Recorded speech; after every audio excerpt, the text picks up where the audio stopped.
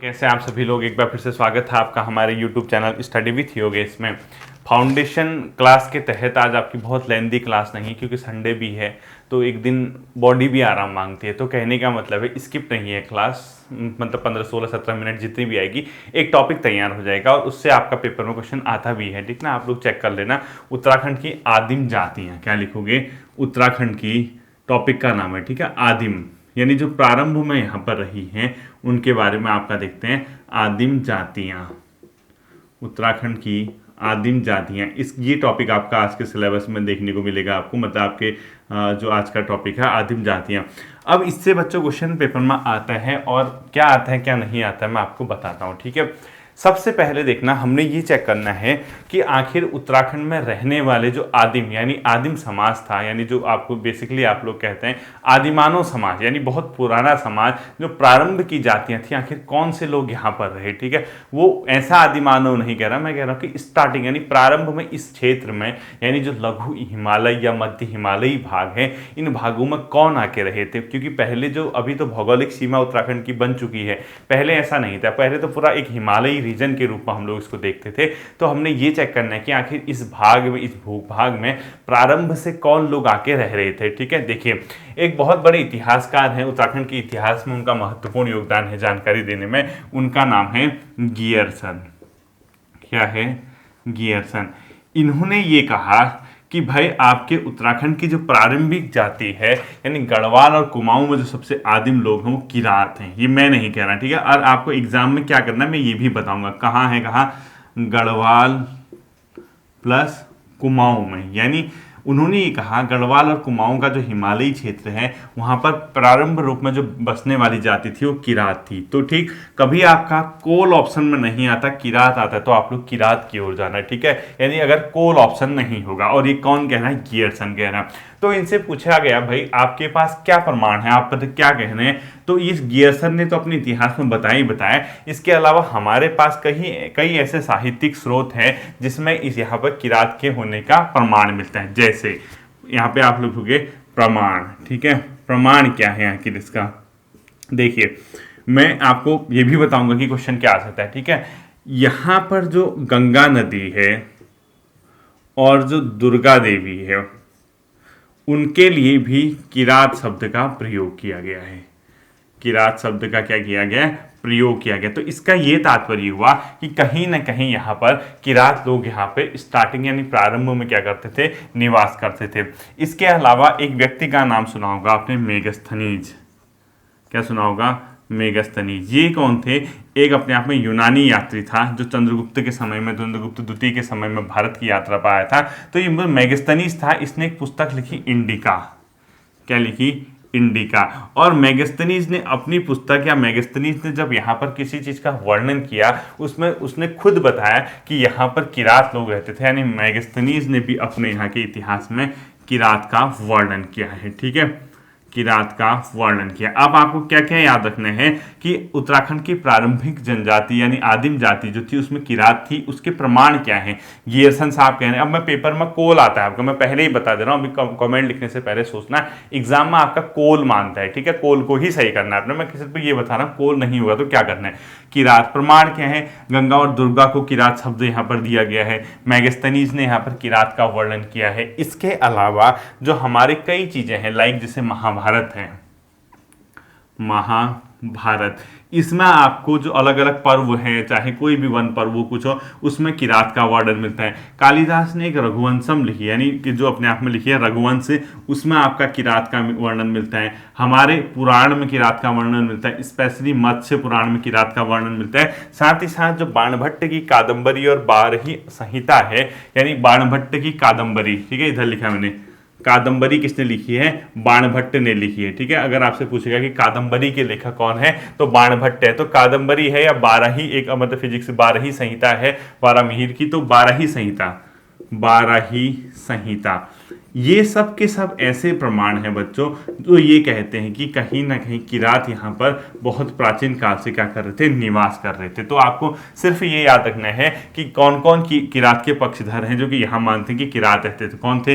Gierson साहब थे। इसके अलावा गंगा और दुर्गा के लिए किरात शब्द यूज हुआ है, मेगस्थनीज ने किया है। महाभारत, रघुवंश, पुराण, कादम्बरी, बाराही संहिता भी जैसी पुस्तक हैं जो कि ये मानते हैं कि यहाँ पर किरात जो थे अपने आप में प्रारंभ से इस क्षेत्र में, इस मध्य हिमालय के भूभाग में अपने आप में निवास करते थे। ठीक है, जैसे आप ये मानते हैं तो क्या हम ये मान लें कि यहाँ पर वास्तव में किरात रहते थे? इसके लिए एक और प्रमाण मिलता है। एक जो शिव है उनका, और अपने आप में जैसे शिव हैं उनके साथ जो अर्जुन है, अर्जुन और शिव का एक मतलब यहाँ पर क्या मिलता है, युद्ध का वर्णन मिलता है अर्जुन और शिव की सेना के मध्य।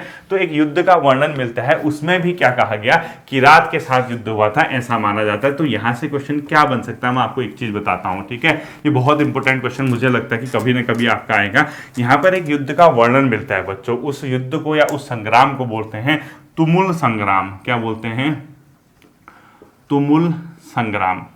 तुमुल संग्राम में क्या हुआ था, जो तुमुल नाम का संग्राम था वो हुआ था किरातात्मा और महादेव शिव जी, यानी किरातात्मा महादेव, किरातों के जो मेन थे महादेव शिव जी, किरातमा महादेव शिव जी व पांडव पुत्र अर्जुन के मध्य हुआ था। ठीक है, यानी ये जो तुलु संग्राम हुआ था वो कहीं ना कहीं किरातों के जो महाराज थे महादेव शिव जी और अर्जुन के मध्य हुआ था। तो उसमें भी क्या है, किरात का वर्णन मिलता है। तो इससे भी ये पता चलता है कि इस क्षेत्र में क्या थे, किरात प्रारंभिक या आदिम जातियों में से सर्वप्रथम थे। और जो तुमुल संग्राम था यहीं पर, ये श्रीनगर के पास है, और यहाँ पर अब जो मतलब वर्णन मिलता है वहाँ पर एक वर्तमान, इसको बोलते हैं विल्लव केदार, यानी वर्तमान समय में इस स्थान को बोलते हैं क्या, विल्लव केदार। तो ध्यान रखना, विल्लव केदार पर ही प्राचीन काल में क्या हुआ था, तुलुम संग्राम हुआ था। विल्लव केदार कहाँ है? श्रीनगर के पास है,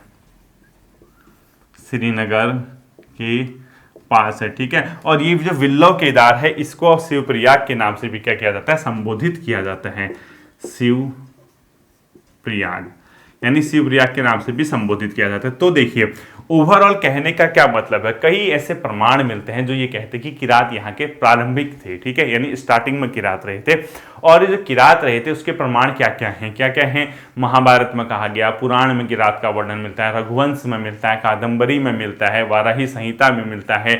इसके अलावा जो तुमुल संग्राम है उस पर मिलता है। जो तुमुल संग्राम है इसका वर्णन मिलता है स्कंद पुराण में, ब्रैकेट में लिखो स्कंद पुराण में इसका वर्णन मिलता है। ठीक है, जो प्रारंभ में क्या है अपने आप में तुमुल संग्राम है उसका वर्णन स्कंद पुराण में मिलता है। और वर्तमान में ये तुमुल जो है विल्लव केदार के नाम से जाना जाता है, शिवप्रयाग जो कि श्रीनगर के पास है। कभी क्वेश्चन पूछेगा विल्लव केदार किस में जो तुमुल संग्राम हुआ था वो वर्तमान में किस नाम से जाना जाता है, किस जगह पे है या ये कहाँ पर है, इस तरीके से जो भी क्वेश्चन पूछेगा तो इससे ये पता चलता है बच्चों की यहाँ पे प्रारंभ में कौन लोग रहे थे, अपने आप में किरात लोग रहे थे, यानी आदिम जाति यहाँ की कौन थी, किरात थी। ठीक है, अब सबसे मेन क्वेश्चन आता है कि आखिर किरात कौन थे बच्चों, किरात आखिर कौन थे, किरात कौन थे ऐसा माना गया। ठीक है, किरात आखिर कौन थे?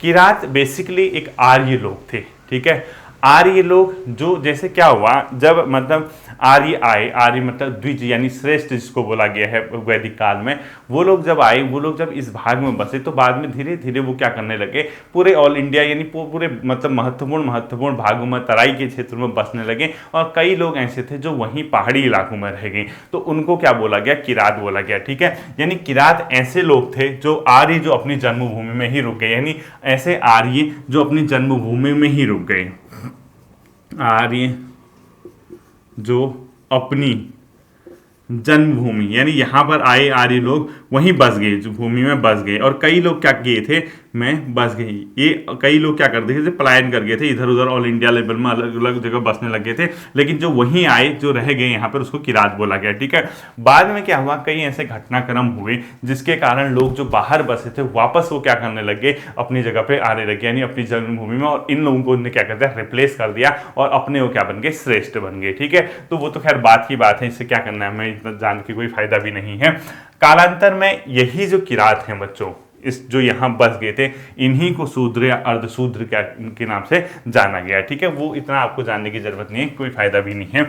अब देखिए, मैंने कहा कि किरात, जैसे कई प्रमाण है कि किरात यहाँ सबसे पहले थे, लेकिन वास्तव में कई लोग ये मानते हैं कि किरात से पहले यहाँ जो बसे थे वो कोल बसे थे। ठीक है, तो ऐसे लिखना आपको, डॉक्टर शिव प्रसाद डबराल के अनुसार, डॉक्टर शिव प्रसाद डबराल के अनुसार यहाँ की जो सबसे आदिम जनजाति है वो कोल है। ठीक है, कोल क्या है? यहाँ की आदिम जाति, कोल क्या है? आदिम है। और इन्हीं कोल को क्या बोला जाता है? मुंड भी बोला जाता है। ठीक है, मुंड जाति। तो पेपर में आपका यही आता है। तो आपने एग्जाम में किरात और कोल में से अगर दोनों ऑप्शन आए तो आप कोल की ओर जाना है। ठीक है, इसको स्टार कर दो, इंपोर्टेंट कर देना। आपके अगर दोनों ऑप्शन आए और आपका आयोग यानी यूके SSS हो या यूके PSC हो, कोल को यहाँ की सबसे क्या मानता है? आदिम जाति मानता है। ये आपको ध्यान में रखना है। ठीक है, तो ये डॉक्टर शिव प्रसाद डबराल जी कहते हैं कि यहाँ पर सबसे पहले कोल आकर बसे, फिर किरात आकर बसे, उसके बाद आपके खस लोग आके बसे, उसके बाद जब खस आए तो उसके बाद जो अगले आते हैं वो बसते हैं अपने आप में शक। ठीक है, इस प्रकार से आपको ये ध्यान रखना है, किरात व खस वगैरह ये आए तो खस के बाद यहाँ पर कौन आए? शक लोग आए। और शकों की अगली शाखा जो आती है उसके बाद कत्यूरी, यानी हमारा जो इतिहास शुरू होगा उसके बाद वो कत्यूरी राजवंश से शुरू हो जाता है। ठीक है, यानी इस तरीके से आई। ये हम लोग नहीं मानते, ये शिव प्रसाद डबराल हैं, राहुल सांकृत्यायन है, उनका ये मत है कि सबसे प्राचीन या आदिम जाति यहाँ पर कौन से? कोल है। उसके बाद किरात आए थे, उसके बाद खस आए थे, उसके बाद शक आए, उसके कत्यूरी यहाँ पे। और कई लोग तो मानते हैं शकुं की ही वंशज अपने आप में कत्यूरी है। ठीक है, इतना हमें ध्यान में रखना नहीं है, हमें जितना ध्यान में रखना चाहिए वो मैं आपको बता रहा हूँ। ठीक है, अब देखिए हुआ क्या था। जैसे ही ये लोग ऐसा मानते हैं कि कोल लोग सबसे पहले आए, भविष्य में क्या हुआ, जो दक्षिण भारत से लोग आए थे यानी द्रविड़ लोग थे, वो कहाँ के आए? और आए नॉर्दर्न इंडिया यानी हिमालयी क्षेत्र में आए, यानी द्रविड़ जातियां। और उसके कारण जो कोल थे ना, कोल और भाग गए। मतलब नॉर्दर्न इंडिया, जैसे मैं आपको बताता हूँ, सपोज उत्तरी भारत का इलाका, ये उत्तरी भारत का है। ठीक है, यहाँ अगर कोल बसे हैं अभी के टाइम भी, शिव प्रसाद डबराल वगैरह मानते हैं, दक्षिण भारत की जातियां यहाँ आने को शिफ्ट हुई। ठीक है, इस साइड को द्रविड़ जातियां। तो ये जो कोल थे ये और हिमालयी रीजन में भाग गए, यानी ये शिफ्ट कर गए। ठीक है, और कहाँ शिफ्ट कर गए? जो तिब्बत वगैरह की सीमा की ओर है। और कुछ लोग भाग के दक्षिणी पठार की ओर चले गए, जहां पर अभी वर्तमान में आपने मुंडा जाति रहती है, मुंड जाति रहती है, सुना होगा, मध्य प्रदेश के आसपास। ये कहा जाता है कि मुंड वही है जिसको पहले क्या माना जाता था? कोल माना जाता था। तो कोल इस तरीके से यहाँ पर बसे हुए थे। और कोल के बसने के साथ साथ बाद में जो कोल थे, इसके स्थान पर कौन आए थे? किरात लोग आए थे। ये कौन मानता है अपने आप में? डॉक्टर शिव प्रसाद डबराल वगैरह। वो ये कहते हैं कि कोल यहाँ बसे थे, द्रविड़ से कुछ लोग आए, उन्होंने कोलों को और शिफ्ट कर दिया। साथ ही साथ जो किरात और खस लोग थे, इनका ये कहना है कि किरात और खस जो थे अफगानिस्तान और ईरान के बाउंड्री से आए थे। और इनका मुख्य पेशा जो था अपने आप में वो क्या था? पशुपालन करना या फिर आखेट का काम करना। आखेट मतलब एक प्रकार शिकार मतलब। ठीक है, या पशुपालन संबंधी कार्य करते थे। कौन? ये खस लोग हो गए, किरात लोग हो गए। ये सब के सब अफगानिस्तान ईरान की बाउंड्री से होते हुए हमारे देश में आए और उसके बाद हिमालयी क्षेत्र में बसे। क्योंकि ये ज़्यादा पावरफुल थे, ज़्यादा शक्तिशाली थे, तो इन लोगों ने कोल वगैरह को रिप्लेस कर दिया। और खस के बाद ही अगले जो यहाँ पर आए थे वो शक बसे, और शकों के ही अगले वंशज कत्यूरी थी। कई लोग ये मानते हैं। तो आपके एग्जाम में अगर क्वेश्चन आता है कि उत्तराखंड की सबसे आदिम जाति कौन सी है? कोल। क्योंकि कोल को ही आपका आयोग आंसर देता है। किरात, अगर कोल ऑप्शन नहीं आएगा तब किरात आपका क्या होना चाहिए? आंसर होना चाहिए। और एक और चीज आपका ये भी पता होना चाहिए, जो शक है, आपने राहुल सांकृत्यायन सुना होगा, उन्होंने खस को जो है अपने आप में वंशज माना। कत्यूरी को खस का क्या माना जाता है? वंशज माना जाता है। किसने? ये अपने आप में माना है। खस को कत्यूरी मतलब शक को कत्यूरी का वंशज माना जाता है।